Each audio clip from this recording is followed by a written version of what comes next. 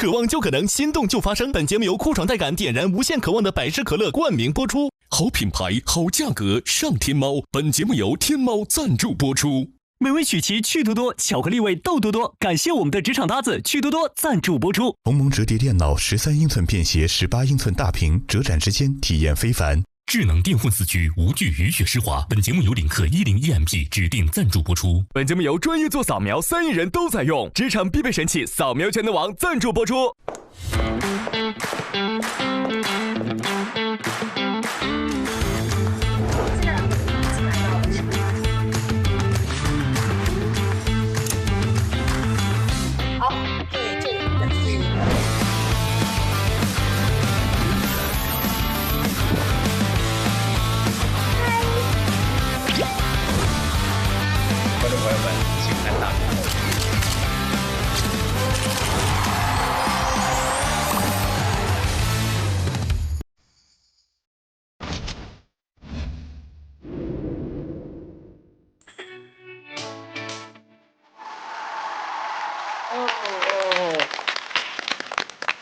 欢迎大家来到腾讯视频自制的国内首档职场观察类真人秀《令人心动的 offer》第7季。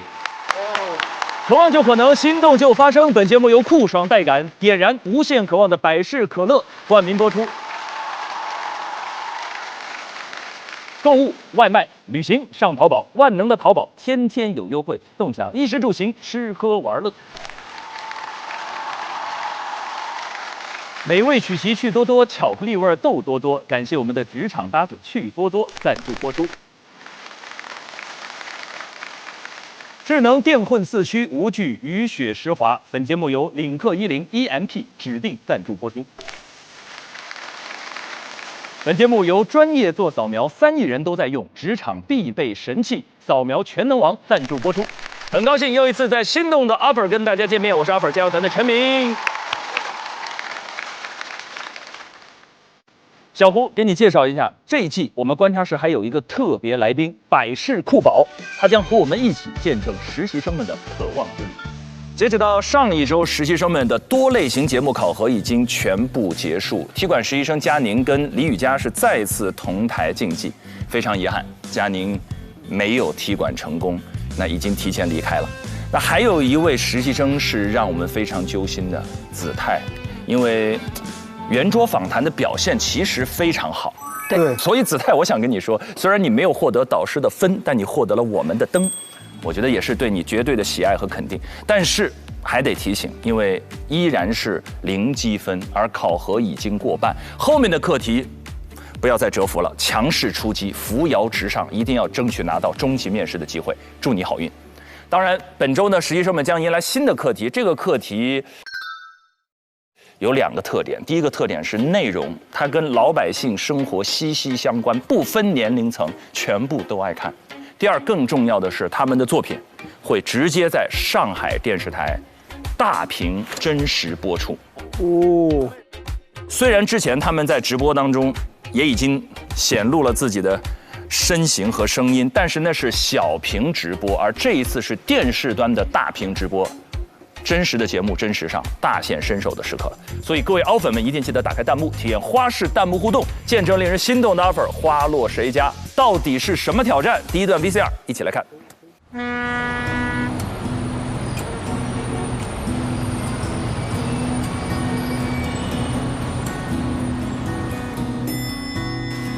啊啦啦啦啦啦，上班了，拥抱太阳。咦，我们是最早到哎 Yes， 这预示了我们3个人即将获得第1名。谢谢，太好了，这个冠军之组来了。别整了，于哥。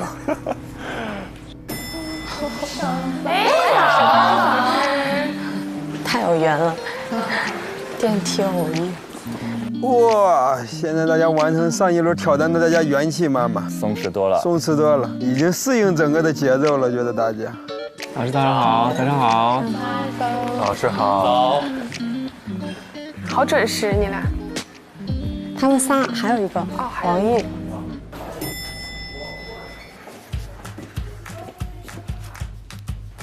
嗨，早上好。Hello，早。Good morning。 Good morning。今天很像陆家嘴穿搭呀，他们都这么说。呀。陆家嘴穿搭金融风。早上好，早上。你看起来休息得好很好吗？你看起来好疲惫，你刚刚转过来那一瞬间。是我长得比较疲惫。不是。刚弱弱的那一声早。哟，巩俐来了。嗨，我是巩开，还巩俐呢，折煞我了。你是巩俐哩哩哩哩。好。你俩已经没救了，此刻。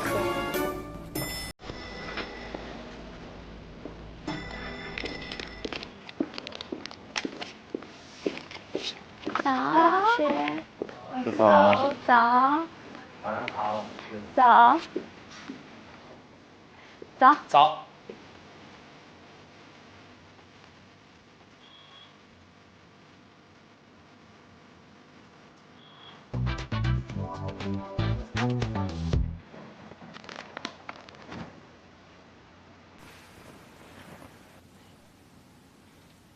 玉佳，你过来，我跟你说个事儿。拿个笔记本，我要给你布置个任务。我觉得你太瘦了，我希望你强壮一点。我给你布置个任务。你们现在有时间锻炼吗？有，回去是有时间的。那你做什么锻炼啊？我可能现在不太做锻炼。我觉得你可能需要就是让你长点肌肉。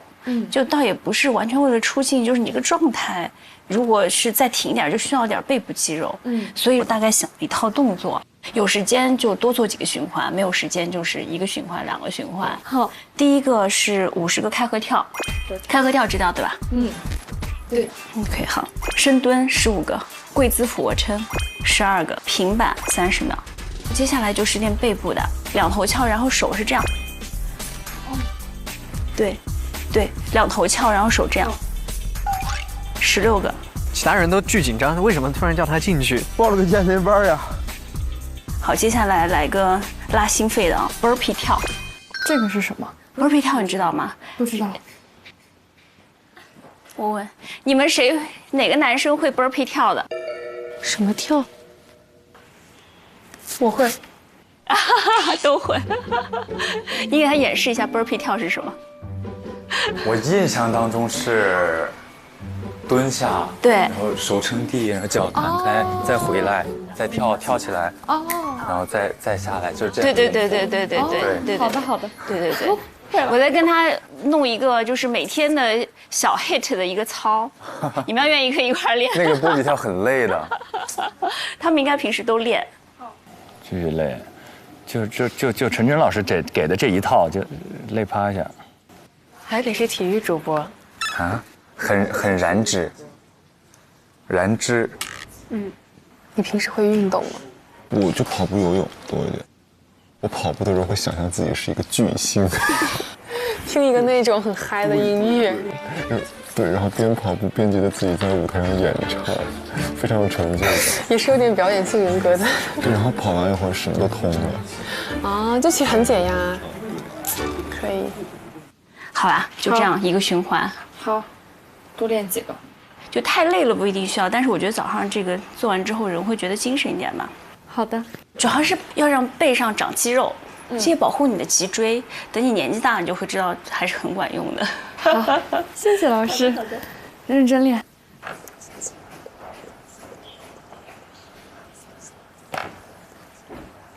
聊完了。我没聊，我老师让我练背、练肩。为啥突然让你练肩背？因为我驼背啊。啊，你没有驼背啊？我驼呀。哇，陈老师还教体态，对吧？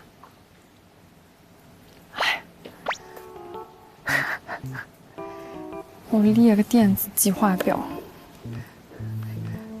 你们将不会再看到我驼下去的样子。有边腹紧绷吧？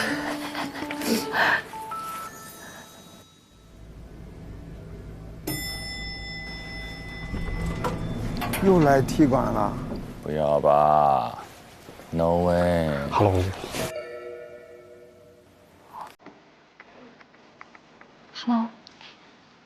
哎 ，Hello， 凤梨。西哥来了吧？啊？谁呀？西哥来了吧？好，我帮你看一下。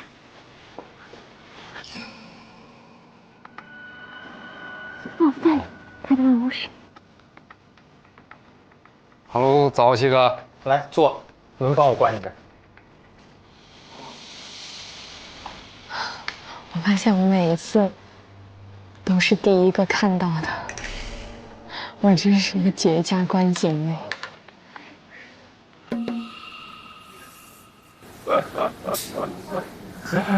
人追草地见你们。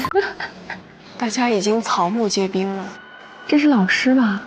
我觉得像老师。难道还是学生吗？我觉得应该不是。对啊，老师看着都很有气场。我猜他是个记者，或者资深编导。你今天主要是给他们这个课题吗？什么？给我们这个课题干嘛？给我们这个课题干嘛？给我们这个课题干嘛？没听清。快用你的敏锐的耳朵帮我们捕捉动态。我有一种今天的任务肯定会很难的感觉。大家已经草木皆兵了。哪天的任务不难？就是会越来越难的感觉。开始剪辑吧。别了。剪辑吧，朋友。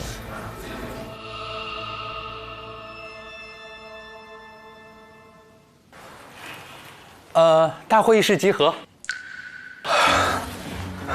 哦，最害怕听见那几个字。好。你干嘛这个状态？没有啊，很开心。看见来新人了，你又紧张了是吗？我们集合吧，大会议室集合了。好，先集合。Hello， 白老师。啊，这是来踢馆的吗？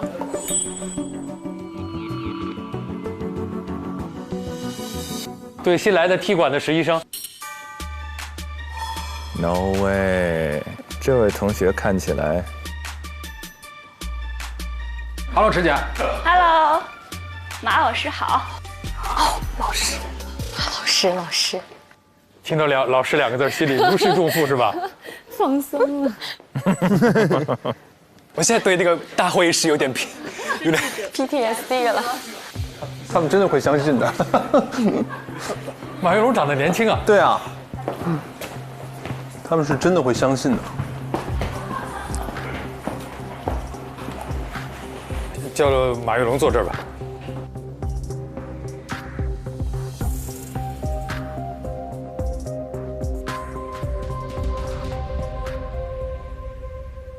大家可能看到马老师进来，各位同学虚惊一场啊，以为又新来实习生了。马老师长得比较年轻，我隆重的介绍一下马跃龙老师。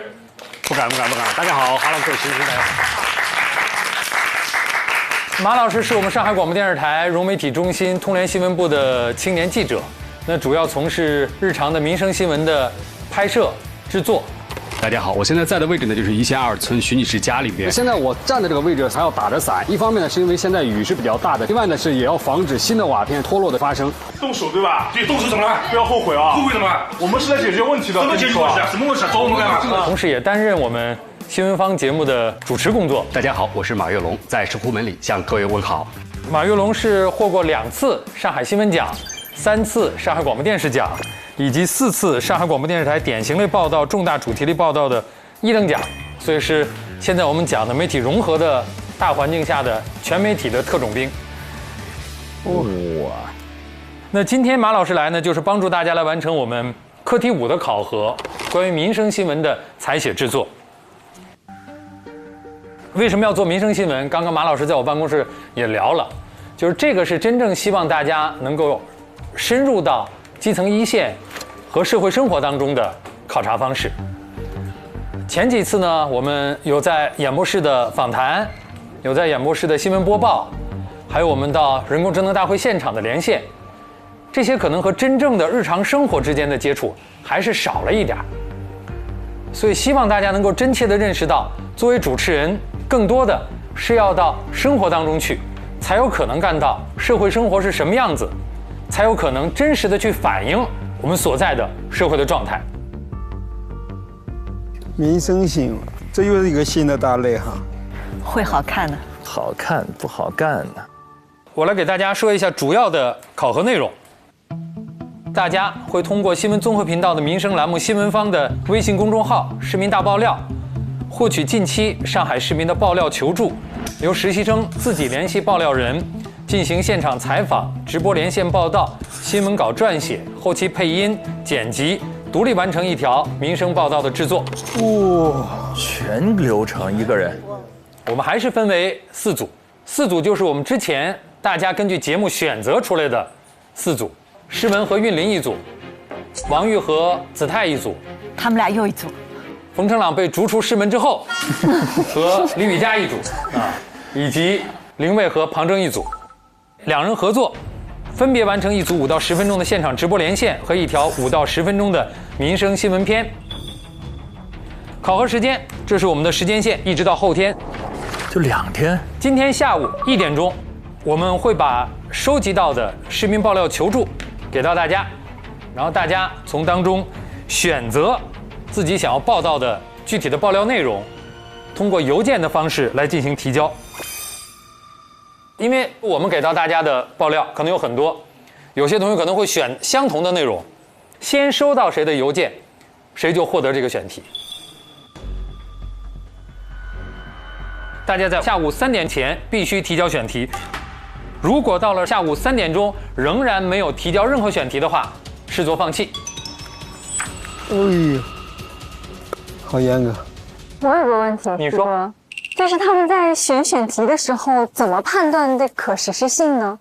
我能直接打电话过去问吗？是这样的啊，下午给到大家选题的时候，只有这个人以及基本的事情。实际上，对于这个选题是否可以进行报道，我们已经有了一定的判断。所以大家在3点之前提交的时候是没有办法和爆料人去进行联系的。所以大家先要有一个基本的常识的关于信息的判断，确定了，我们会把爆料人的信息给到大家。第2个时间点是明天，明天大家的时间点是从早晨9点半开始，一直到晚上9点，大家要完成3件事情。第1件，实地的采访拍摄；第2件事情，下午1点钟左右我们会和凯旋进行连线，凯旋会在这边的演播室依次跟4组来进行连线。第3个任务是要在明天9点前提交大家的文稿，不是成篇，只要文稿就可以。新闻稿发完之后，在明天晚上9点，会有我们新闻方的主编到这边来，和马老师以及我们一起来进行审稿。审稿也就是进行2审。2审之后的稿件会返还给大家，大家开始进行新闻片的制作，在后天10点半完成新闻片的制作提交。晚上9点在审片，第2天早上10点半，熬大夜，绝对熬大夜了这。不过做新闻也确实做新闻就应该这样，有点抢。具体考核得分，直播连线我们带教会评定合格的小组每人获得10分，合格即可以。也就是说，未必是一个小组，我们觉得你们达到了基本的要求，就可以给分。第2个，最优秀的2条新闻片送审交播，2组每人10分。大家在后天上午10点半提交的新闻片当中，我们会选出2组，送给新闻方节目。哎呀，这3天刺激太刺激了，真实工作状态，太真实了。从拿选题到播2天，正常制作时间也就这么2天吗？正常制作3天都算是富裕的，就有的会更紧。新闻嘛，你得抢那个时效性。当然，最后能不能播，还要由新闻方的主编以及我们的总编室来进行审核确认。那么经过审核，如果这2组成片都在新闻方播出了，那么总编室评判为完成度第1的是10分，第2的是5分。如果只有1组成片播出，那么这组获得10分，2组都没有通过审核，无法播出，不得分。那什么时候知道这个结果？新闻方节目播出的时候，我们一起来收看，大家也就都知道结果了。天哪！好吧，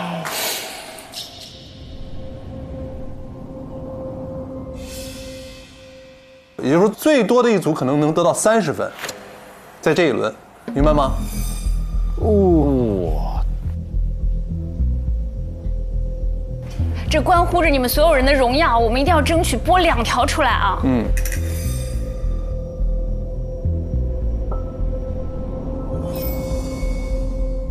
这个其实同学们不用担心，因为对于我们就平时新闻方的记者来说，本身自己的报片也有废片率，也有被关片的，就最终我们也经常会遇到自己拍回来的内容上不了版面的。我们有实习生，大概在里面做了2年多，没有一条新闻稿直接上版面的。但是我觉得并不是说我们片子没有上到电视，就否定了我们前期的做的这个调查的工作，以及我们在这点新闻当中的一个推动的一个作用。因为有的时候可能最终新闻片没有播出，是由于各种各样的原因，包括你的采访可能不到位，你的稿件撰写的逻辑有问题，包括事件可能发生了一些最新的变化，我们需要加进去。但是有的时候呢，你到了现场之后进行了采访，就某种程度上推动了问题的解决。对，一定是的。就每一次我们的发生，每一次我们到达现场的去推进这个事情，或者是带到这个信息，即便是没有播出，它也离最终解决这个问题又近了一步。好，没有什么问题了吧？没有了，我们请马老师来给我们讲课。不敢，诚惶诚恐。好。我个人也非常荣幸和各位实习生一起的分享和交流。我作为民生类新闻记者的，这是非常潦草的一点个人的心得和体会。其实我在的这个工作岗位呢，是我们上海电视台的民生节目的新闻方。新闻方它的这个阅读量，就全媒体的矩阵全年的浏览量是突破5亿的。哇妈呀！我们每个月的发片的量呢，是大概在3000篇左右。3000，每一天我们可以生产出7.1条的10万加的精品力作，这都是原创的。所以说，对于我们新方的这些民生类的记者来说，每一天都是奔走在魔都的大街小巷、市井里弄，为百姓去解决着各种各样的急难愁盼的问题。如果说以后再有人问我们实习生说在上海、在魔都，民生新闻看什么，你们可以告诉他。坊间冷暖，上海温度，欢迎走进新闻方。我是新闻方的记者马跃龙。就我们去拍民生类新闻呢，你们觉得最重要的是什么？接地气。接地气，还有吗？就是这个选题是老百姓关注的，然后经常发生的。你们2个说的这2个我都会考虑，还有吗？真实关切。对，还有吗？老师，之前我听过一句话，说好的新闻要想民之所想，急民之所急，解民之所忧。对，你说的太棒了，是这样的，这跟刚刚前面说的都一样。一会儿再有这样废话不用说了。我就喜欢这样的，我告诉你，就是做民生新闻的，这个大刀阔斧，都是特接地气。还有吗？要看到问题，然后帮忙解决问题吧。对的，其实最重要的就是出来拍民生新闻是一定要出来。一定要到新闻的现场，即便是我们的画面非常的粗糙、非常的不稳都没关系，先有再优，就保证有。可能大家对于这个民生类新闻稿件它的结构或者它的格式都不是很了解，对吧？这个呢是我在去年2、3月份当时拍的一个狂飙的大礼店，我放给大家，大家也可以通过这样一个新闻片子它所介绍的内容。来了解大概的新闻的一个成片后的一个格式。那么最近呢，家住嘉定区武威路的市民金先生呢，向我们提供了一条重要的线索，称他家楼下的门面房里边就隐藏着一家疑似非法改装、售卖超标电动车电池的商家。接到举报后呢，记者是马跃龙，围绕着这家商铺和他上下游的产业链展开了一番明察暗访。比如说刚刚主持人读的这个内容啊，说的这个内容啊，它叫导语，在你的成稿当中要有导语。这个导语呢，其实也是对于这件事情的一个提纲大概的一个脉络，它是什么原因，我们要把问号打在这里。接下来我们就要针对这个问号，我们要展开我们的调查。这里面就是我们的一些正文的内容。正文的新闻内容呢，就是我们自己所要写的正文的新闻稿件了。根据金先生的指引，记者搜到了这家名为名古里科技的抖音账号。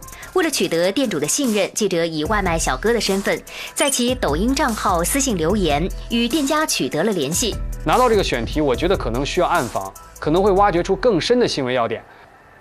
我是在抖音跟微信上跟你联系的嘛，我是跑外卖嘛，想弄个电动车还有电池过来看。当时我拿到之后呢，我就在我的手机号当中起了一个号，起了个什么号呢？起了个外卖小哥的号。我是想让他对我产生一定的这个信任，对的，所以说这样的话呢，他才有可能会见你。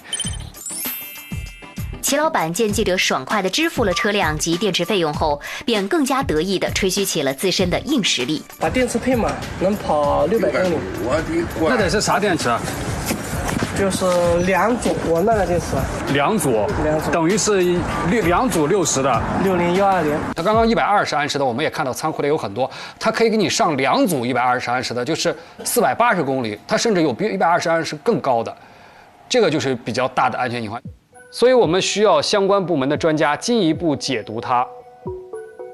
按照2018的这个电动车规范标准呢，国标的标准，这个电压是不能超过48伏，然后这个整个的电池容量啊，就是不能超过20安时。我现在装到60伏了，72伏了，那这个时候我们的电机没有配套上去，那这个时候你会造成使用过程中的一个泛热，一个过度的一个使用，同样会造成这个电池的一个灾害的发生吧。一套标准流程。我觉得我提醒大家一点啊，就是有的时候调查类的肯定是要化妆成某种身份去做一些事情去进行调查的，但是要有底线啊。对，一定要慎重。他化妆成外卖小哥去调查是可以的，他化妆成行政执法人去调查就是不行的，这是违法的。所以特别提醒你们这一点。对，就是暗访是非常态。对，暗访并不是说所有的东西一定要暗访，暗访一定不是一个常态化的东西。本身非正常拍摄，在学界和业界也有各种各样的讨论，所以暗访一定是觉得这件事情我通过其他的外围调查已经没有办法能够证实这个事件的真实性，而这个事件本身又涉及到公众利益的时候，才要用去暗访的手段，而不要所有的东西采访第一眼想的我就是上去暗访。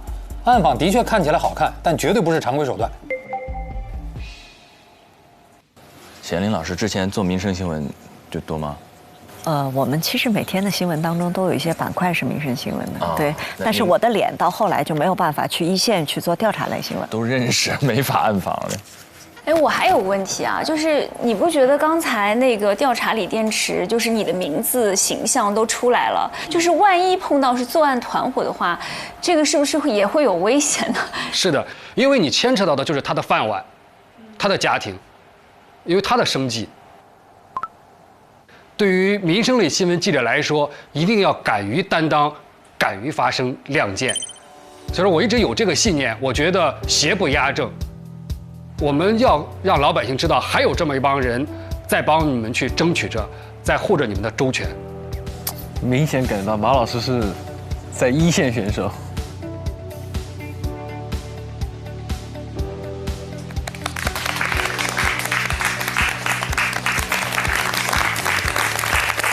好，那我们再次感谢马老师，相互学习，相互学习。真的很好。好，那我们上午课题发布和这个马老师的介绍就到这里。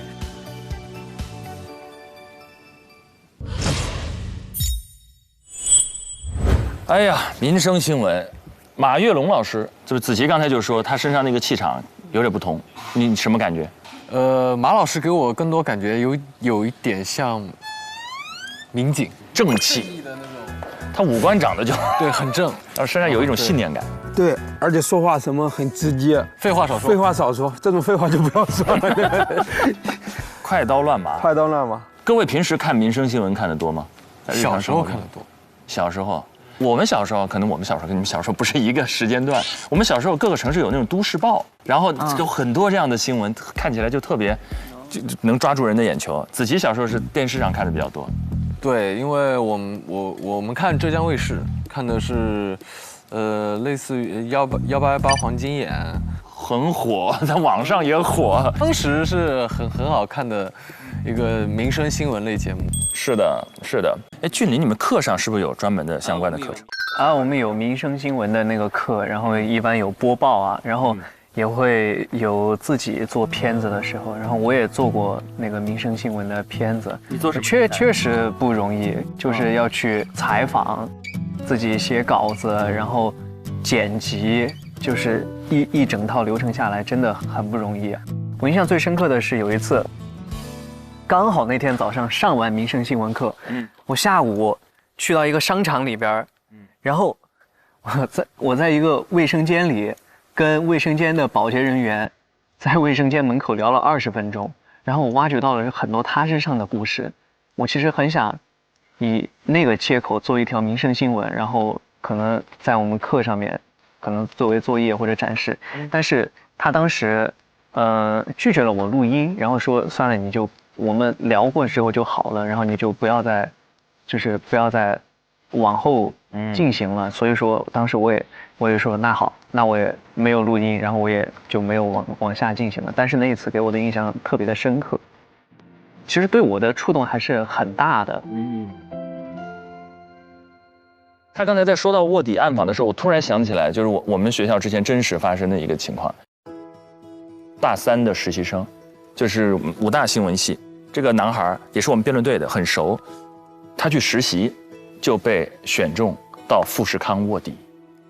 10年春，他卧底了28天，因为他的形象到整个民工的队伍里去毫无痕迹，然后写了一篇就是卧底富士康28天手记。然后他出来之后，把新闻稿成文，南方周末就发了富士康的10几连条的新闻，就是他在卧底拿到了第一手资料。你看刚才这样的报道，民生新闻很多时候是集中在负面报道。负面报道其实所有涉及到要暗访的，都涉及到结怨。想想这样的新闻，如果是每天刚才说的播那么多条，得得罪多少人呢？所以你刚才说为什么他身上有那种极强的信念感？因为没有这种信念感的人做不了这么长的时间。他能支撑他在日常生活当中，在那种黑暗里匍匐前行，而且播出来，他名字就出来了，脸也露了，是危险的。所以就看到这个的时候，我真的想到，新闻不只是可能只有我们平时热搜上看到的娱乐新闻呐，或者等等，它背后有非常多真实的在生活中的民生新闻，这是要勇气的，所以真的非常不容易。我看到马一龙，我心生敬意，真的不容易。我觉得真了不起。我有一个同事，焦点访谈的叫曲长英，然后他就长得人畜无害的脸，特别适合当调查记者，然后学啥像啥，就扮演什么身份你都觉得他不违和。他去调查一个矿难事故，就到底有多少人遇难，因为就层层瞒报。然后最后怎么点清了到底有多少人遇难呢？就直接潜进了太平间数人，就搞清楚送进太平间的哪些是因病来的，哪些是自然死亡，哪些是这场矿难来的时间，数名字，然后和掉落在宿舍的一本矿工的通讯录一一做比较，然后数完了之后，再把这个通讯录上的人历时几个月去他们的家乡一一核实人还在不在。所以民生新闻看起来有些是家长里短，但是有些就是一家一家的希望。像您刚才看到他们一个人要做一整个流程，就采编播配，然后所有的细节都要完成的时候，您觉得对他们挑战最大的会是哪个环节？其实落实事实本身，对这些就是其实进入社会时间不长的实习生来说是非常大的难度。我们先不说你后面怎么解决，怎么推动改变，怎么提出观点，先落实事实本身，因为你得到的是一条线报，对吧？是线。但是你怎么知道说这个线报就是真实的事实呢？在不同的视角上来看这个问题的时候，会怎么样呢？你记得有一个特别有意思的民生新闻，有一个医生在电梯里劝一个老大爷说：“你别抽烟。”电梯里不让抽烟，然后医生就出来了，然后老大爷就生气啊，就吵架生气，然后过了几十分钟之后，老大爷突然心梗就去世了。我刷到过这个，对，有对，所以在这个新闻当中，请问新闻事实里面谁说的才是事实呢？因为都是转述，对吧？因为在电梯里只有他们俩，对不对？那谁才是能够还原事实的人呢？我应该依据哪些信息来还原这个事实呢？所以落实事实本身，我觉得是民生新闻的第一要素。所以新闻伦理有一个多信源交叉检证，对这个要素既必备，但是对于所有的这种新闻人来说也是个巨大的挑战，确实如此。好，那我们根据刚才全林老师的分享，我们知道这绝非易事，而且对他们来说，2天的时间，不知道为什么我感觉时间有点不太够。2组，那到底他们现场的呈现到底如何？来到了新闻现场，又有什么趣事发生？来，我们一起看第2段 VCR。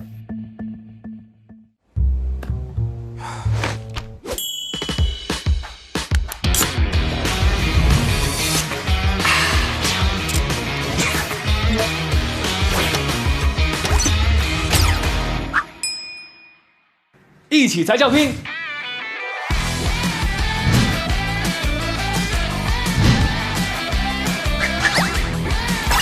百事一起拼，渴望就可能。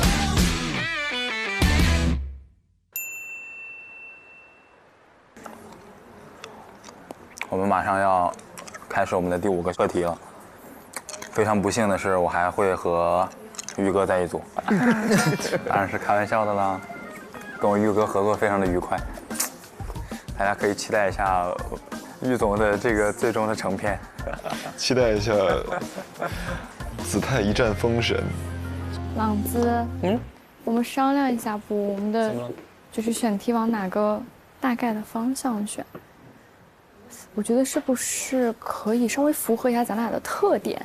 对，就是我们两个做不了太沉闷的话题，对吗？我们要稍微轻松一点的。对，就是稍微轻松一点，然后呢又跟每个人息息相关，然后我们去进行一个解读，或者说是一个问题的解决，就带领着大家有这样一个过程，我觉得比较重要。可以。对啊。大家回自己座位，我准备发邮件了，每个人回自己的工位。回自己的工位，好吧。OK。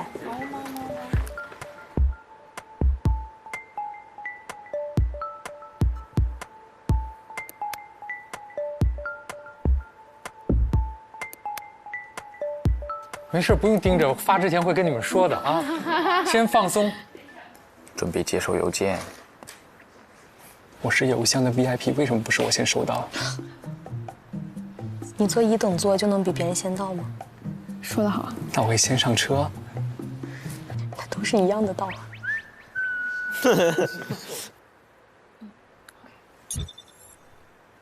邮件我已经发送出去了，现在是1点，要在下午3点之前把各自的选题确定好发给我。来了，选题来了，要开始抢了。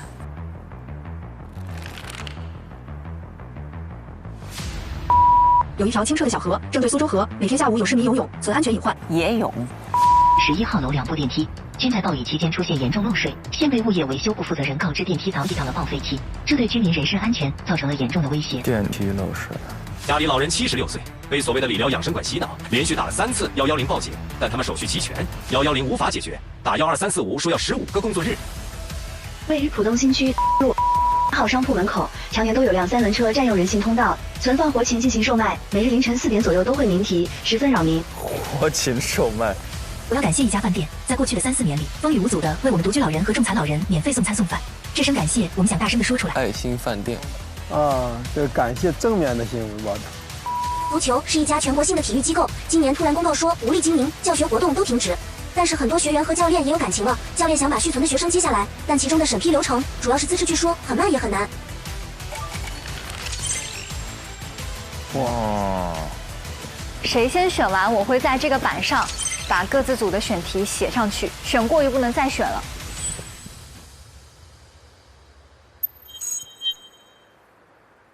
大家觉得这几个选题里边，哪个最难？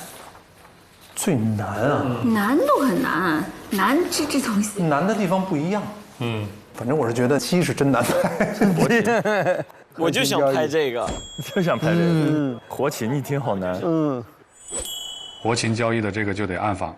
而且关键是养鸡的这个东西啊，你连线的时候不太好展现。对，他在中午直播间养鸡的早就走了，那个点儿都卖完了，人家都赶早市。现在活禽禁止活禽交易啊？对啊。哦，所以就是菜市场也没有活禽，没有，整个城市都没有，只能卖那种冷冻的肉。对，你可以宰杀以后。真的很难，怎么弄？因为这个活禽是真绕不过去。他如果卖点其他农产品，你摆个摊儿，占道经营什么的，我们还能想想。这个活禽，其他农产品的角度就可以拉开。对呀，对呀，我们就解决市民需求。是真难。活禽它有一个硬杠杠在这不能交易的东西。就是它的解太简单粗暴了，就是只能把它给取缔了，然后让它不能再来摆摊了。活禽交易这个确实难。然后好人好事就是这个唯一的问题，所有的声音都是一边倒。他要从这种再打破就是之前可能作秀，然后现在来再印证，又有2年的时间了，他还在没在送，以及送的人数是不是又扩大了？所以这条新闻实际上相当于是一个新闻人回访。有点那意思，重返现场。就是我现在坚定认为，饭店和那个电梯选题是比较好做的。这个去的时候心理压力应该会很小，因为它是做一个正面报的。电梯呢，要想做好的话呢，就是要把楼上楼下的这些本来不关心此事的，或者是不愿意参与这项自治项目的市民，关注到这个电梯安全隐患的这个重要性。这个新闻好在它有解。这个是难，但是有解，可解。电梯这个比活禽交易好做一些。大家觉得体育那个怎么样？我觉得它很丰富啊，就是又有跑路的，倒闭跑路的，然后呢又有教练留下来的，要继续负责的，可以做教练和学生的感情。对呀，看看实习生们怎么选的吧。哇，这几个我听得头都大。开抢！可以讨论了吗？我觉得，就我们选这个。因为首先前段时间不是刚提出说要改个体这件事情吗？我们就可以看在这个政策之后，这个事就现在是怎么做的。但是这个我们需要联系的人很难联系到。这个不难啊，这个你去一个是跟当事人联系，一个是我们去找物业去找维修部的负责人，就是它主体很多。我是觉得第5个会更适合我们做一点。但是就这件事情它已经有了，你懂我意思吗？就是这件事情它已经有了。对了。我是觉得这个东西它可以做一个延续。我是觉得它不够新，它就没有什么可做的内容，你懂我意思吗？但是就是要找个新的东西啊。你先让我想一下。哎呦我天哪，完了这一组一开始正面起来了。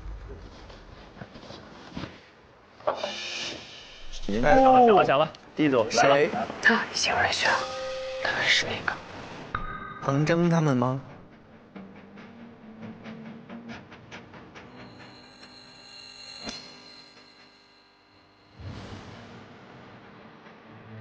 哟，爱心饭店。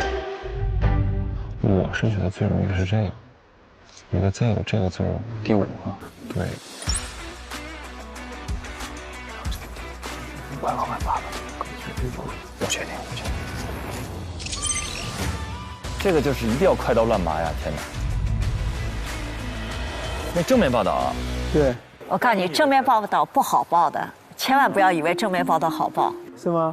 就是你要挖到那个内心一暖，是个不容易的事情。这个对新闻稿就它的文笔啊这些有要求了。第5个被他们选了，就是你选那个。快选！我觉得136 OK 的，就是现在定一下下，再讲2分钟30。我说他们讲话已经开始偷偷摸摸的了，因为他们彼此之间有那个话题竞争，生怕把那个抢走了。主要现在吧，天气热，然后8楼确实就很热嘛，然后再来这个问题解决不掉，其实是因为他们这几方会互相推责任，也还可以，还是让他有很多的安全隐患，比如说，对吧？我觉得我们选这个吧，我是觉得啊，电梯损坏我们怎么去拍？对，我们能拍啥？对，我们再想想，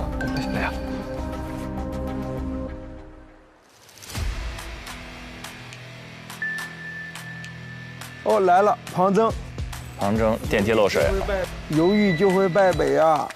啊，果断就会白给啊！你的电梯也被选了。 2组已经选完了，还有2组，抓紧啊！我们想做的2个都被选了，要命，2个都被选了。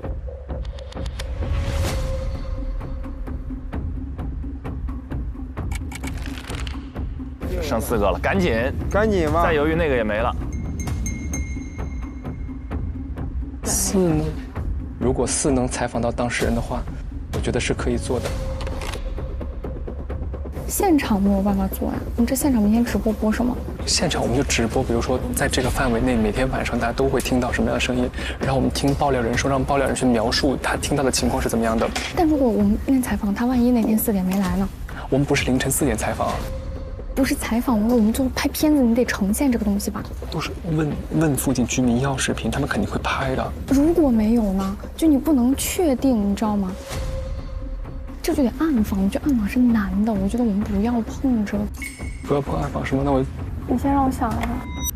他担心也有道理。My God， 我们做6个吧，好不好？我觉得只要能采访到学生和教练的感情线，就能出彩。第6点我大概想了一下，哎呀，又撞了。我觉得首先。 它是一个全国性的体育机构，那它能开到全国，为什么它的资质一直批不下来？这是一个问题。如果像这种全国性的，它的资质都批不下来的那些小成本的小体量的，那他们的资质是有还是没有？能不能办下来？这是一点。我觉得体育机构这个我有想法，国情那个我是没有一点想法。我觉得第6个话题我找不到突破口。你先让我想一下。然后还有一个点就是。 他有学员、有教练、有家长，这个都是我们可以采访的。我觉得它是一个很多面的一个事件。我觉得6比4好做，6起码有拍摄对象，4的话我们就要暗访。快点，快点，快点！考虑的太多是也不好。好家伙，他们选6了，肯定。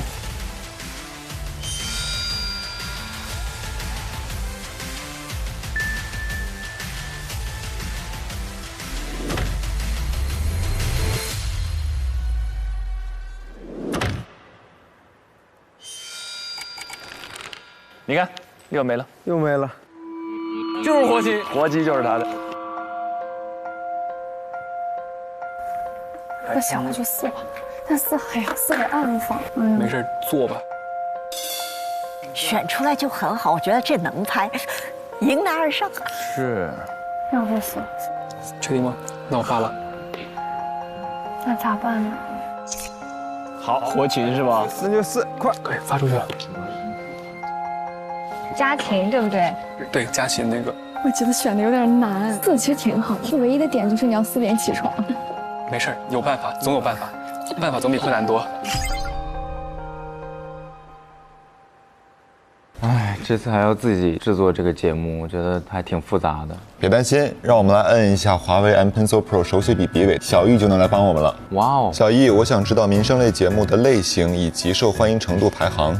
哇，他这样就开始帮我们搜集资料了，是吧？对，你看已经出来了。民生类节目是电视媒体中，小易真的是帮我们节省了很多查找资料的时间。小易可聪明呢，而且年年比深，还能帮我们快速识图搜索呢。你看，一圈就圈出来了。哇，好全面呀！小易还可以深度思考，小易真的帮大忙了。有一个问题没问。 是吗？就是你知道，就是你觉得这个选题为什么会出现在这里？为什么？因为它是一个日播节目，必须得有东西撑，有容量。我觉得是这样。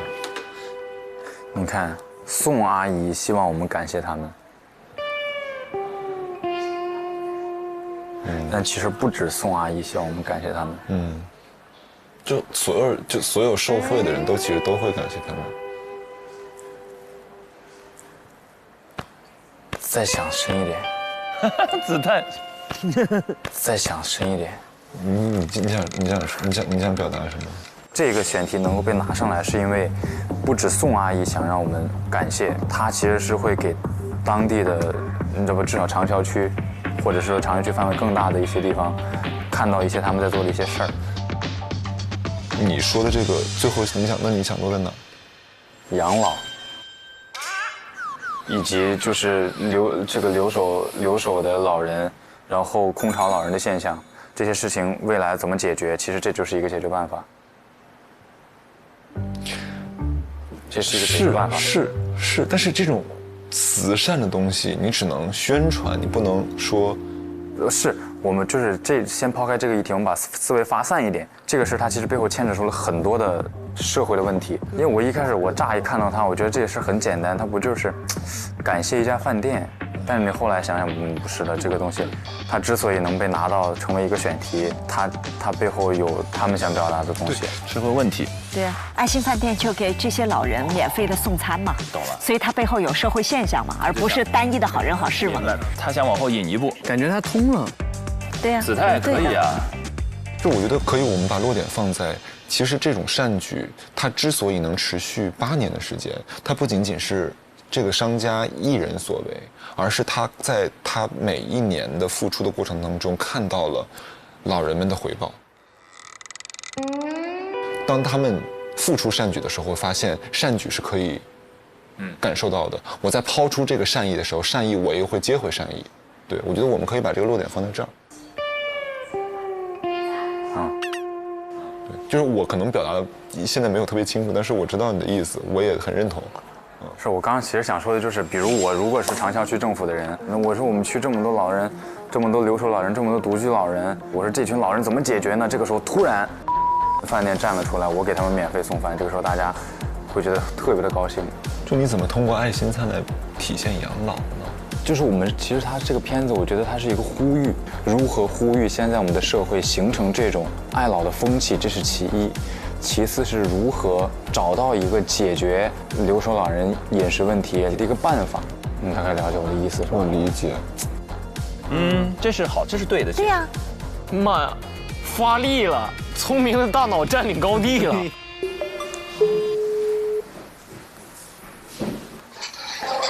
哎，阿姨，哎，宋阿姨您好，您是宋阿姨吗？对。哎，您好，您好，我们这边是那个东方卫视的实习记者，然后您之前给我们的提供的一个小的这个信息，我们的编辑已经联系过了，然后现在我们来跟进这个事儿。对，因为我看您之前说想要感谢一家饭店，给咱们附近的这些老人们免费的送餐。多年了，就是之前就送了。它其实是一个在体育馆已经经营了大概有10几年的这么样一个机构了，但是今年就是在上个月的时候突然就停止教学。当时的问题是整个2部电梯都浸在水里面了。而且是浸了12个小时以上。这么长时间啊！他们给送的这些老人有什么条件吗？一个呢是卧床的，一个呢是独居，还有呢有的残疾证的。然后这个电梯呢，物业这边也跟我们说，早就超了报废年限了。这个电梯到目前为止也没有人去处理说要换新，或者说去牵头说要改造之类的都没有。对，物业现在给我们说，让我们楼自己找代表出去牵头做这个事情。后来呢，有一些这个教练和网点的负责人，他们自己会出面，把教学和日常的训练能够继续下去。咱一会儿微信跟您约时间行吗，阿姨？行，我加您微信了，哎，好，麻烦您了，哎，好嘞。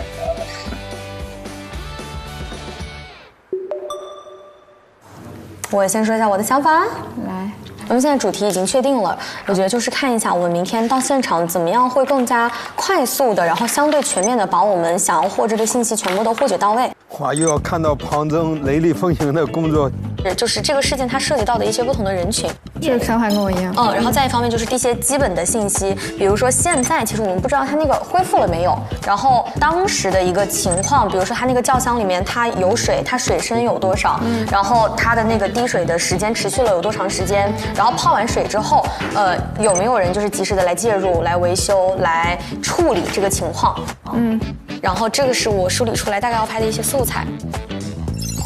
然后就这些。OK， 那我来补充一下我的想法。我觉得我们有一些是还蛮重合的，就比较一致，我们明天直接执行就行。然后像我这边的话，我想的是电梯损坏的原因，它其实除了说像这个是因为具体的点，其实还有一个。说这个小区它是一个新小区还是一个老旧小区？因为这两个的相关的原因是完全不同的。如果是老旧小区的话，我查了一下，基本就是你说的防水破裂、老化、排水堵塞等等的这个问题。如果它是一个新型的小区的话，那它其实就是一个没有充分考虑极端天气下的防水能力的这种设施的短板。还有一个问题就是电梯损坏的这几天，或者是当时有没有出一些事故？然后对吧？我天，他俩太清醒了。没有问题啊，我觉得我们很清晰啊。我爸呀给我打电话，我就先接了，没事，我给阿姨的。喂，没有事情，我在工作呀，我在加班呀。哎呦。我没有听到电话，我手机是静音，我现在会议室里。有人啊，当然有人，我同事现在在我旁边呢。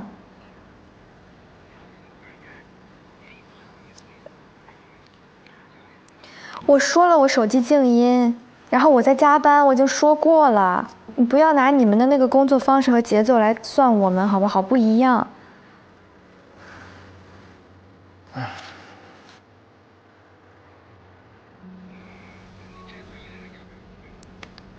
我没有一直在加班，但也不累。哎呀，我天哪！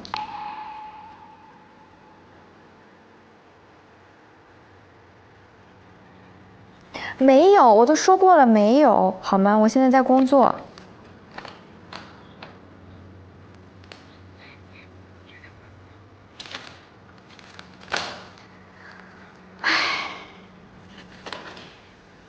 哇，这个太扎那个庞真的心了。对呀，庞真多想接到一个这样的电话。好了，我知道，我找个时间吧，好吧。好，再见。我真的服了。没事，喝点水不？没事。哎，今天咱们要不早点回去休息好了。反正我们明天到现场，其实准备的时间还是相对来说蛮长的。理完了，我们互相对一下，然后我们就走，好吧？没事，理解。我还希望有人能给我打电话呢。没事，快了，很顺利。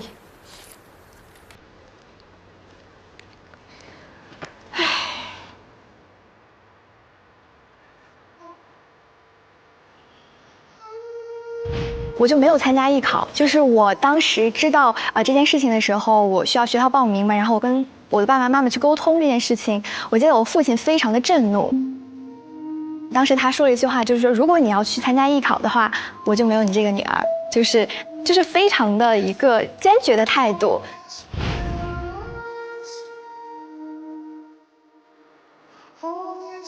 那如果现在拿到了实习的机会，你就要辞职了，那你父亲听到这个消息，会不会再次勃然大怒？我觉得他一定是会的，但是我可能也不会先告诉他。我想我应该也会先稳定一段时间，调整好自己未来的就业方向和状态，再用一种比较成熟的方式去跟他聊一下。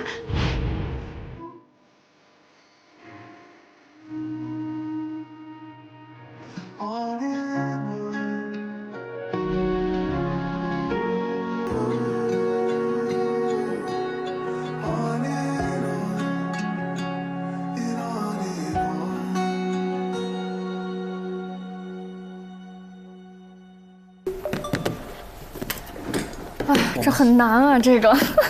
此时，可爱的冯成朗开始感到后悔。你不是这样很有挑战性吗？我就把这个挑战。新闻不是要求稳吗？咱们刚开始说的求稳，没事，选了个最难的。来吧，我们先看视频。对。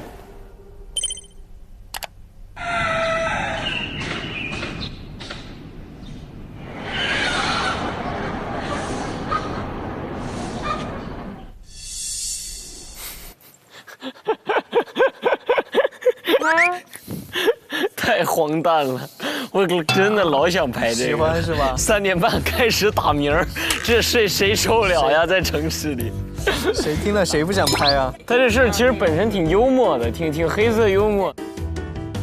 我觉得要是我拍的话，我第一个镜头应该就是一个打鸣儿，嘎嘎嘎，然后透出外边那个透视关系，外边是黑夜，然后下一个镜头就是一个人在家里摔枕头，你知道吗？3点半，这白拍了，你白拍了。3点半，你拍了个 TVC 啊？对，我很想搞这种，这觉得太荒诞了。但如果打鸣的时候，那边那个居民楼突然有灯开了。那就是个新闻镜头，你拍那是一个戏剧短剧镜头，或者一个灯开了，然后剪影是一个人在屋里砸东西，不能那么小的。就挺吓人的，这个声音挺大的。其实无非就是家禽影响到大家的日常生活，而且家禽这个东西它不应该出现在市区里边。活禽，而且这个海鲜店饲养这些活禽的人是不是那个海鲜店的店长呢？还是说他们只是一个卖家和买家的关系呢？就他们中间是否有一条产业链？我觉得它有几层意思啊。咱们先理这个新闻本来给我们的信息。首先，第一点是它现在存在的问题是一个3轮车占用人行道，对吧？这是一件事儿。然后呢，第二个是活禽进行售卖，这是2件事情，对吧？那这个就引发了说，一个是卫生安全隐患和扰民，对吧？对。我们先把它的点先做出来。所以我们现在得先理脉络，就是我们先讲什么问题，我们得从一个小点切入，慢慢的把这些东西再挖出来。就是首先可能引入的点肯定是那个扰民，对吧？然后从扰民这件事情来，我们再来引申。我们先基于大家不知道这个事情的情况下，我们是先扰民，然后我们要去追寻这个声音的来源是什么？对，声音来源，然后声音的来源发现是在一个3轮车是吧？对，而且是这个3轮车是占道的，他占了道然后去卖这个鸡。然后我们再追寻3轮车的源头，发现是这个店铺，对吧？为什么海鲜店卖活禽呢？我们要跟个人爆料的进行一个沟通，然后我觉得我们也可以自己去求证一下，我们可以给城管打电话。这个是跟城管的沟通，我们就这样确定，我们先来做整个视频的布局，好吧？对，视频就这个新闻我们应该怎么理？对，因为我们明天拍的东西都是会回到这个小片里边嘛，那我们就先确认我们素材需要多少，我们再去定具体的问题，我们明天需要拍到什么，然后再放到这个小圈里面，就是这样的。这就是中传大师姐，能力真强，这都是能直接拉出去干活的就。我觉得就是对于活禽，它的经营范围是不是有一个比较明确的法律条文的规定？直接在网上搜一下。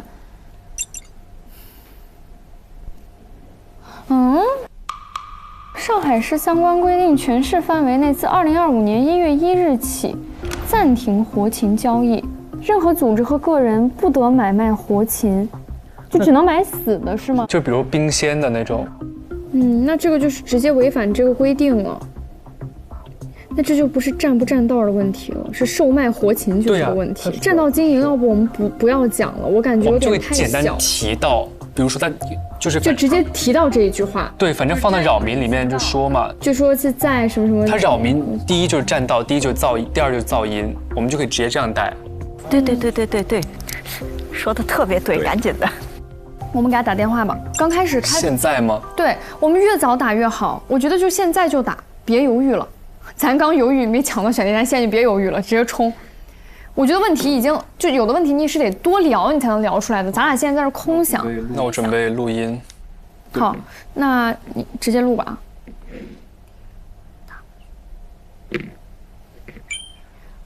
喂，你好。哪位？哎，闵女士，你好。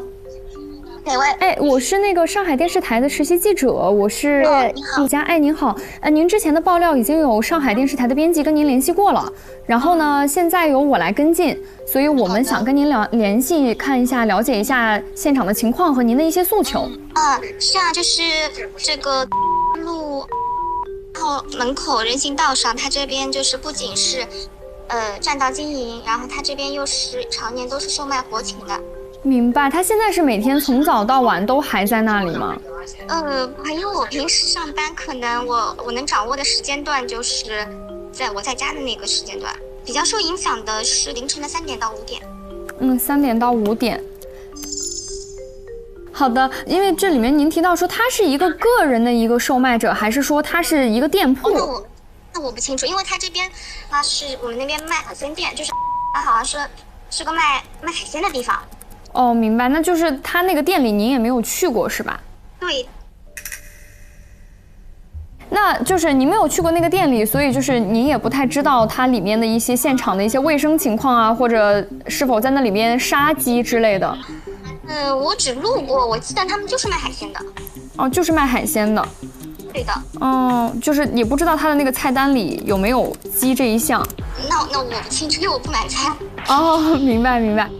那您这边就是有什么，比如说相应的就是需求和诉求？就是卫生方面的一个需求。对。就是这个，还有就是他这边每天3点半左右就开始持续的就一直打铃，时不时就打铃。明白。然后就是我们可能明天，因为我们明天会对那个地方有一个现场的采访探访，可能想线下跟您沟通。您看您明天的时间是 OK 的吗？明天是凌晨吗？没有，明天是下午的1点，就或者您可以早一点，12点。这样。我这边是在上班的时候，这个时候。这个时间在上班。爆料人不接受采访。对，刚才打他出镜意愿不强，要上班啊，时间啊。那您就是几点下班呀？平时？5点下班。5点下班。那您今天就是5点之后回家之后，因为我们等会儿今天我下班有事，可能到家可能也蛮晚了，可能要9点左右才到家。行，没关系，因为我们今天可能要先去那边就是看一下实际的情况，然后到时候晚上如果说就是您回来了之后，可以到时候给我发个消息，我们就可以简单的见一面，就沟通一下这个情况。但如果说今天实在没时间也没关系，然后您看我方便先加您个微信吗？好的。是这个号码吗？是这个电话。好的，好嘞。好，我们微信联系。好的，谢谢您。好，再见。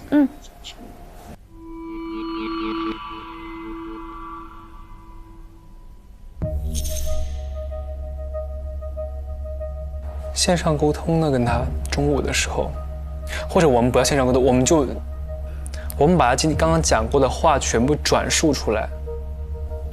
可以转述，但是少一个受访人就有一点。关键直播连线爆料人不在，磕呀，聊一聊磕呀，看看他们。我觉得，今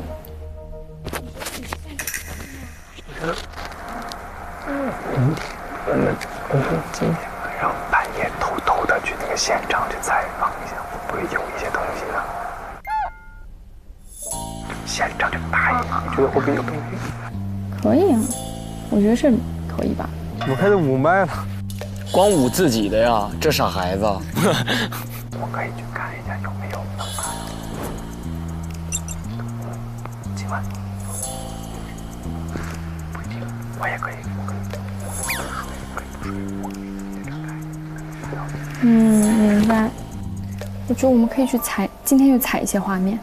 刚好我们今天不是挺好看的吗？假装拍 vlog， 然后呢就是去买鸡肉或者去这个海鲜店探店什么之类的。经过一下，我们就经过一下，我们看看它里面有什么吃，我们假装去吃饭，然后看看它里面先有什么菜，有没有卖鸡。对啊，我们就假装去吃饭嘛，就漂漂亮亮，咱俩就是一个拍 vlog 的博主，怎么了？对呀。对啊，就没关系啊，本来就不是什么特别大的事情。可以，那我们走吧。他们2个人彼此说服，决定了去吃海鲜喽。出发，天有种出征的感觉。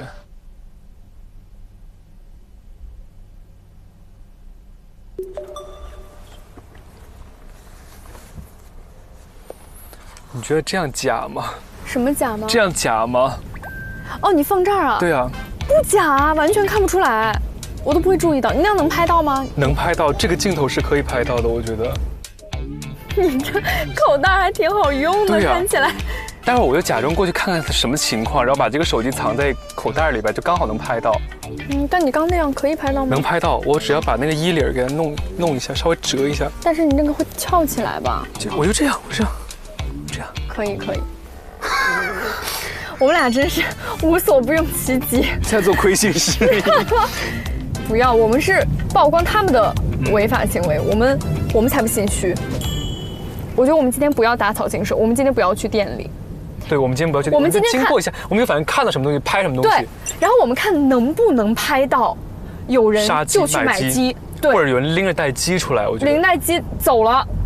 他是不是那个海鲜店卖出去的多？我觉得不重要。无所谓，关键是他只要在这个地方进行交易就是有问题的。对。咱俩等会儿，我觉得咱俩扮情侣是最不容易被怀疑的。我等会就挽着你的手，咱们俩就到那边逛。扮情侣了吗？扮情侣了。演戏会不会必备技能？六。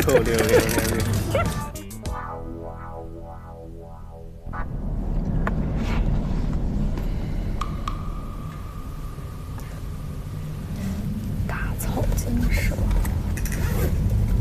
千万别，我求求了。搞暗访太刺激了，这是我人生第一次独立做民生新闻片就开始搞暗访，我真的。以前只看电视剧看过，紧张，应该是可以拍到。反正我觉得拿在手上也不突兀啊，这样子。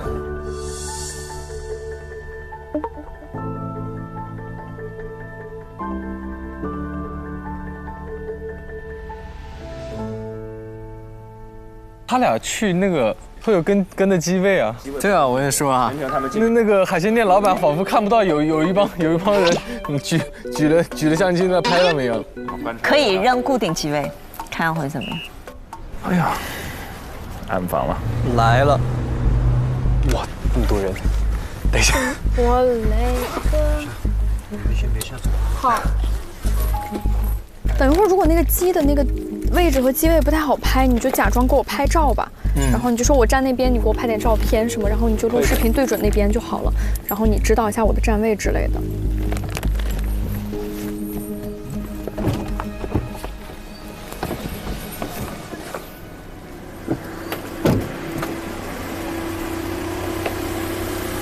走吧。好搞笑，我们像两个疯了。他们稍微离远了一点，然后走过去。哦，不跟了，机位还真不跟了。他在哪儿？前面在右拐。别心虚，狼子。不心虚。我们是 couple。对啊，我们就是去找地方吃饭。找地方吃饭，找地方上厕所。可以。而且我觉得根本没有人会在意我们俩，我说实话。零人在意，谁会管两个小孩儿？对啊，你不会想到两个小孩是两个小孩是什么？说起我自己都想笑的那种。哪儿啊？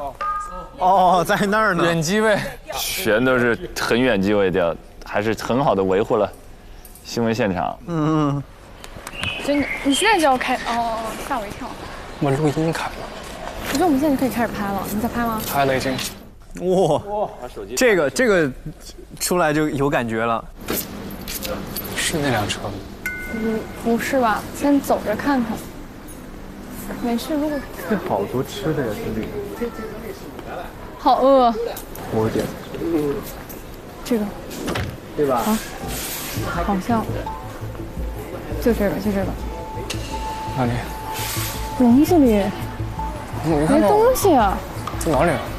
看到就刚那个笼子，但笼子里没东西。这个是那个海鲜店了。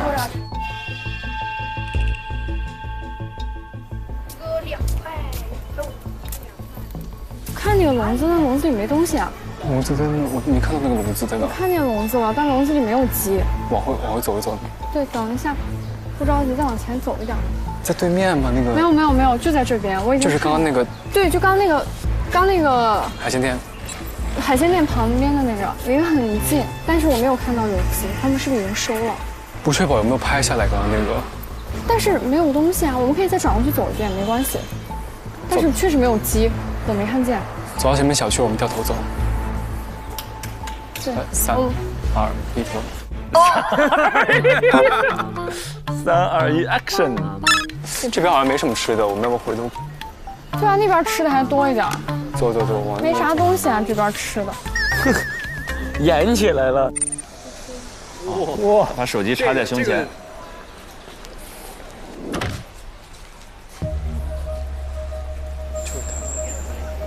这是卖海鲜的吧？看看都有啥。哎呦！来了！这是蛏子吧？来。这蛏子怎么卖啊？1斤21斤。对。我们看看，就只有这2种吗？对，这贝壳类我们这边就2种。贝壳类，那还有啥呀？鱼卖完了今天。哦。鱼虾都卖完了。哦，没有鱼。要不要稍微便宜点好吧？看着。还红。都好的，你看着，哎，这好不好？你看着，哎。不能便宜点。你现在又给你19块，好吧？这咋做呀？他说他给我做，你给他教教。小妹，我跟你说，鱼下面一打开蛏子，我搜一下啊。哎，你搜一下。你让他网上搜，这边做可烂了。是快的，好吃的很。哎呦，还有人设呢，进入角色了。朗子还是有点僵硬，雨佳比较自然。先拿上半斤吧。半斤怎么吃啊？先拿半斤尝尝吧。半斤多一点。可以。就这点好吧？可以。2个人够了，还有别的菜吗？蛏子。17。好。老板多少钱来着？17吧，你进去问问。哎，快开拍呀！镜头。哎，问一下。这是什么肉啊？这是。海鲜店为什么卖肉啊？老板17是不？好。小喵咪，这是你们养的猫吗？咪咪，不理我，算了，好冷漠。17。自己烧啊？对。啊，蛮好的。吃外卖不干净嘛，我们就想着说这想。对的。收了哈。可以了不？可以。谢谢。可以。好。走吧。那个啥肉？那个是？猪肉。那个是猪肉，但是鸡看来是已经卖完了，我们只能晚上再来了。地上有鸡粪吗？好像没有吧，它都在笼子里关着，怎么可能让你在这里有？万一掉出来了呢？所以别看。拐进去，右边。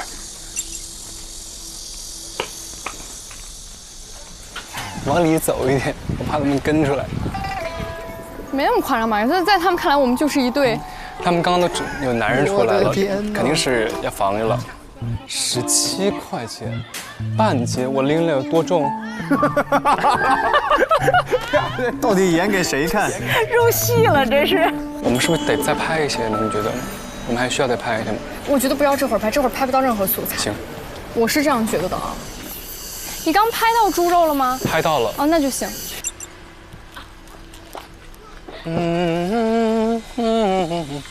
我这会儿要跟采访嘉宾确认他今天晚上有没有时间，我们先把他踩一下。OK， 我先问一下他今天晚上 O 不 OK？ 我跟他打个电话啊，录一下。对，就是得磕。喂，你好。哎，你好，米女士。你好。哎，是这样的，就是因为我们现在刚刚不是去了一下那个现场嘛，然后我们去那个现场发现他这会儿应该是鸡应该已经卖完了。对，12点钟的时候它都是卖完的。明白。您说。那你们那么热的天，你们就在那边蹲守着？对，就是我们可能就是想着把这个问题就是彻底给它解决了嘛，因为这个确实我们听了，我们自己也感同身受，是一个很恶劣的一个事情，所以我们也是想着说是如果能帮您也帮周围的居民解决这个问题，肯定是很好的。如果能通过我们的平台，对，那也太感谢你们了。对，没有应该的，所以就是看麻烦您能不能跟我们配合一下，因为我们是想就是今天明天把这个内容反馈过去之后，如果可以的话，我们后天就会把这个片子播出，相关的部门就会介入，等于说就是它这个流程就会推进的比较快。所以呢，我们就想着说，能不能今天晚上或者一会儿，您看您有什么时间，我们把就是您的采访的部分就是先拍摄了。那可以呀。好的，好，谢谢。那一会儿联系。哎，磕下来了。然后第二个就是您说您明天是12点到2点之间是可以出公司的是吗？对的。哦，好的。那您看，我们明天中午等您上午下班，我们去接一下您。然后呢，我们到时候就是还是回到这个附近的一个地方，然后我们会和演播间那边有一个现场的直播连线。也会考虑到您的出镜意愿，就是如果说您在直播连线或者接受采访的时候不想露面，我们是可以给您准备口罩这一类的用品。对。好的。那这边就是11点直播，那也可以呀。对，然后1点这边结束，我们就把您送回公司。好的呀。好的。好，谢谢。那一会儿联系。好的。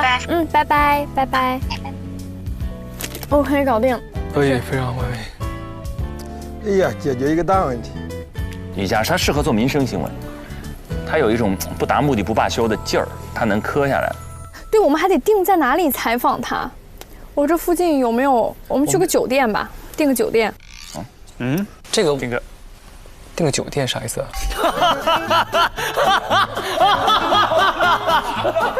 那我是说啥呢？订个酒店是什么意思？这个订个酒店啥意思啊？你要给等会儿吗？对啊，你采访他，你得有个位置吧。咖啡店、饭馆。咖啡店人太多太吵，酒店是最合适的。我们去找一个那种私密性很强的地方。好，浪子已经陶醉在另外一个戏里了吗？我觉得我们在这里有点招眼呢，你不觉得吗？这个灯能不能关一下？这地方好招眼呀！我感觉他们要是来这儿，对啊，散步把我们看见了。我在想，他们刚不会过去已经看见咱俩了吧？不能，别这么想。他们俩在干嘛？低头伪装，这怎么伪装？他俩太好笑了。准备出发，全程1.3公里，大约需要6分钟。掉头。你觉得我们需要去采访一下那户人家，就他们为什么要买活禽吗？你这怎么采访？咱们都已经跟人家……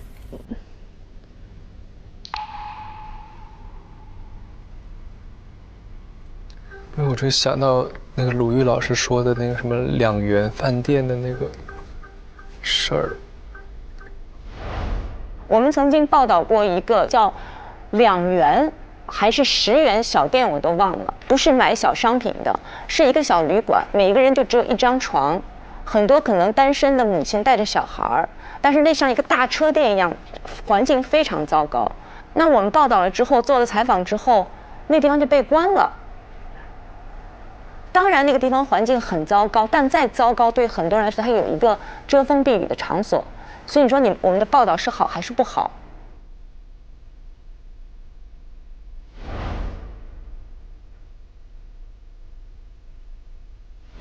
有这个了，这个，哎对，这样做，好，这个边弄一堆，哪天辣椒炒？那天辣椒炒，不要时间长了就老了。你经常来这儿买，阿姨？我们经常来这儿买吃的，蛮好的。所以他在想，报完了之后，人家没营生了。我觉得他们有他们的原因，但他们影响到了更多的人。我觉得这个是问题比较大的。就是如果你说你就是，就如我能懂那种意思。对，就是他毕竟是违法了，对吧？所以我觉得他们当然有他们的理由，但是你的挣钱不能建立在别人受痛苦之上。要是每天早上我被3、4点吵醒，我也真的会崩溃。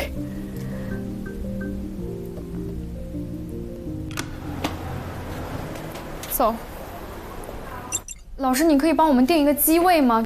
然后我们的要求就是，露出受访人的就是正侧面吧。想想，我们大概是就是背面是吧？坐这儿，然后给一个。不，我觉得还是得拍到眼睛，起码我觉得戴着口罩，戴口罩，你戴下，我觉得可以，老师，那就这样定了。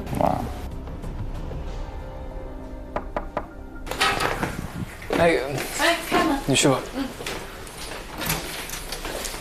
您好，您好。你好，辛苦了，麻烦了。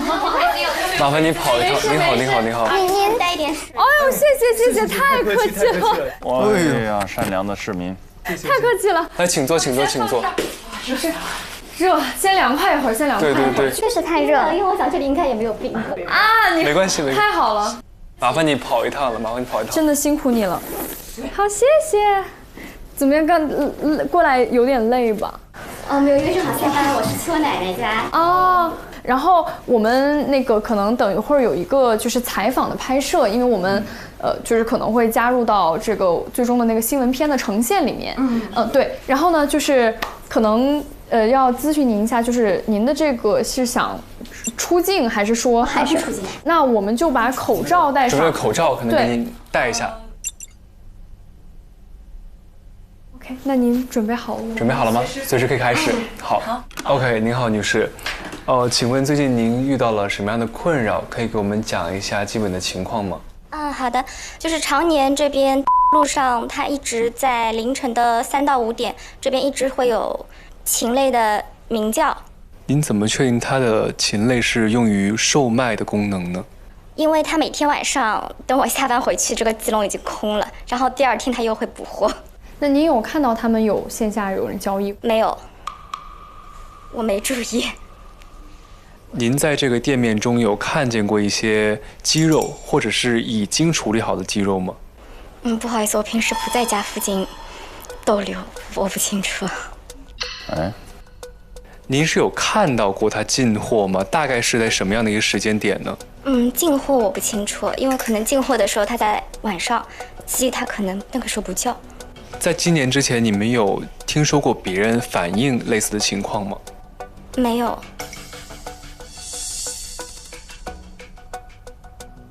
但现在事实没搞清楚嘛？有没有？是不是这家店在卖都不知道呢？对。他有没有卖活禽，到现在还没有事实能拿到手里的，间接的证据，直接的。对。OK， 好，谢谢你。好，谢谢。好，辛苦了，辛苦了。辛苦你们了。没事，辛苦了。谢谢您。拜拜。慢走，慢走，慢走。好的，拜拜。谢谢。拜拜，有事给我发消息啊，拜拜。我觉得我们要做一下预案了。我们再理一下，今天晚上到明天都需要干嘛吧？我想让咱今天晚上就蹲那边，就反正睡车里呗。对，就睡车里。3点大概就鸡鸣开始嘛，我们就要拍鸡鸣。对，4、5点去买鸡嘛。但是我们这个就是有分蹲到它有鸡和没鸡，有鸡没鸡咱都得拍。但是如果没有拍到鸡，那我们的小片就会大打折扣了。事实不成立啊，没有鸡。你得先弄清楚吧。你如果这确实，5点半买鸡，然后8点打电话联系城管，然后我们期待城管可以1到2个小时之内过来，然后我们在1点之前拍完所有的城管的内容。你想进行现场报道，还是想进行后面的小片的拍摄？我其实都行。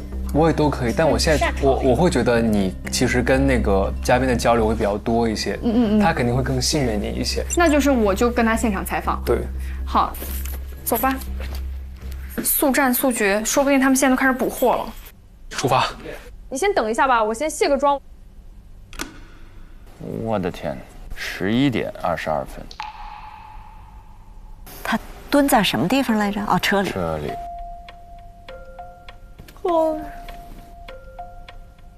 你是不是有吃的呀？这儿饼干，好多包，你自己拿。袋子。1点15，他们想拍到补货。